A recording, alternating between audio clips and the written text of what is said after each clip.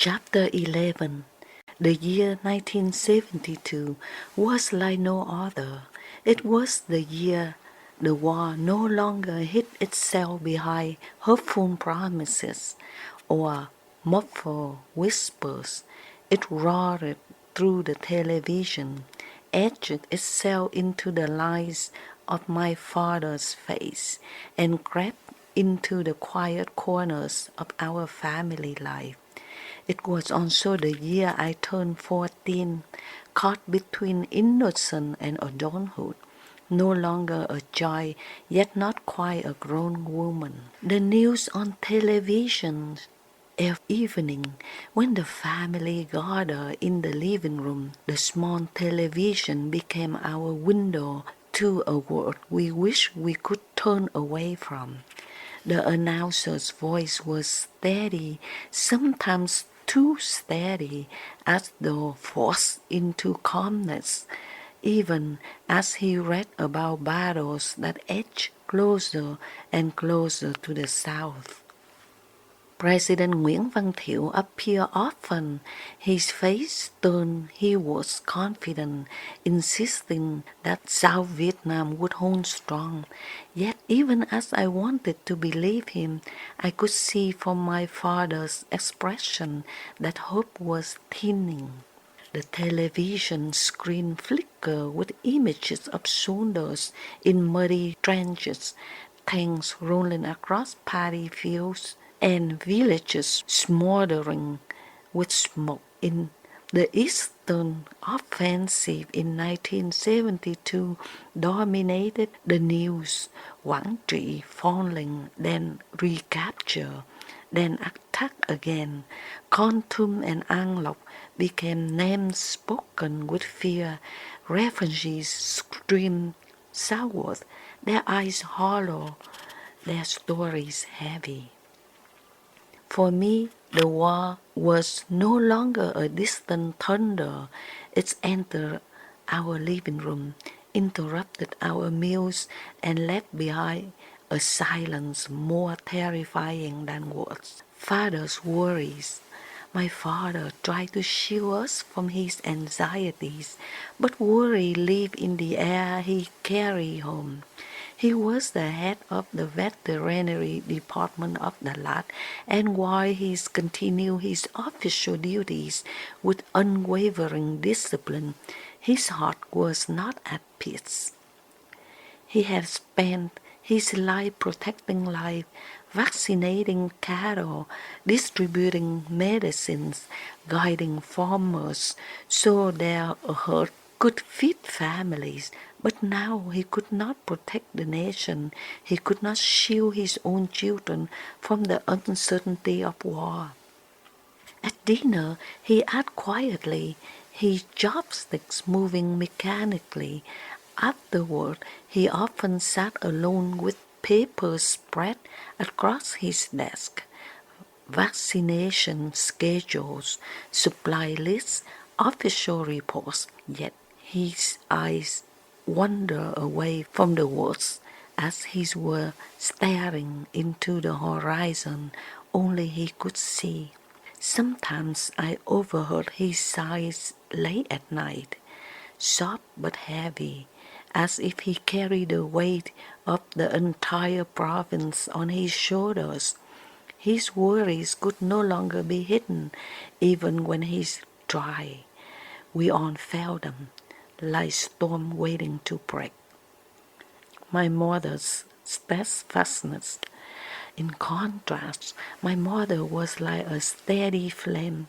Her days were filled with simple, tireless acts, walking with me to the market in the early mist, selecting fresh vegetables and meat, washing clothes by hand in cold water, her fingers red and raw, hanging them on the vines in the garden to catch the pale sun. I often stood beside her, watching the way she wrung water from the shirt. The rhythm of her hands strong and sure. She did not complain, though her back must have ached, though her spirit must have carried its own burden of fear. staying close to her became my comfort. The war might rage on the television screen, but beside her, life still carries its rhythms. She taught me not only how to cook, how to bargain, how to wash, but how to live with dignity, even when the world around us trembles. My awakening as a writer. That year, something awakened in me that even the war could not extinguish the desire to write. I was already in love with words. I dreamed of becoming a writer, of drafting novels filled with love and beauty, of giving voice to the feelings that I could barely speak aloud. At night, when the house grew silent and everybody fell asleep, I stayed awake. The oil lamp burned softly on my desk as I wrote letters to my sisters, to Thanh Tâm, who lived far away with her own family, and to Thanh Vân, who was bravely carving her path as a journalist in Saigon. I wrote to them about my days, about the market with Mom, about school with Father's pharmacy, where I now help more and more. But I also wrote of my dreams, of how I long to capture the beauty of Đà Lạt in words, the mist that clung to the pine trees, the laughter of friends by Xuân Hương Lake, the bittersweet songs we sang in secret. When my letters were done, I reached for books. I devoured them hungrily. Novels, poems, essays, they became my escape, my teacher, my secret world, where war could not reach me. The pharmacy responsibilities. By then, Father has entrusted me with more responsibility in his home pharmacy business. When Mother had to travel to Saigon to order more medicines and livestock supplies, the work fell on me. I stood behind the counter, weighing corn feed on the iron scale, scooping it into bags, measuring powders, handing bottles to farmers. At first, I felt clumsy, afraid of making mistakes, but I forced myself to grow up quicker, to act with confidence, even when my hands trembled. The farmers trusted our family, and I wanted to honor that trust. I watched how my father spoke to them, how he gave instructions carefully, how he listened to their worries, not only about animals but about life. Slowly, I began to mirror him, learning that serving others were not simply a task but a responsibility of the heart. Every sack of corn, every bottle of medicine felt like a small act of stability in a world unraveling, and I, at 14, became part of that work. Between innocence and adulthood, 14 is an age of contradictions. I was still a girl, laughing with friends at school, braiding my hair sometimes, dreaming about romance, like in the novels that I read. But I was also stepping into adulthood, carrying responsibilities far heavier than most girls my age. I could no longer simply play. I was part of the household's work, part of the weight of keeping life moving forward.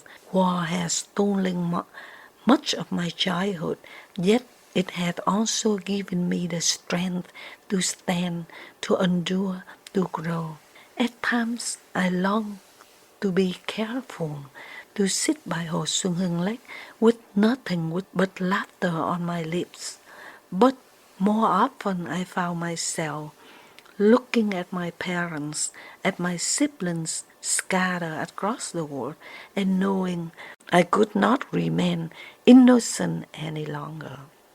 The shadow of the war never left us, even in Đà Lạt, where the pine hills offer the kind of sanctuary. The shadow stretched long, shoulders filled the streets, refugee passed through with stories too heavy for words, and the constant updates on television reminded us that life was still fragile.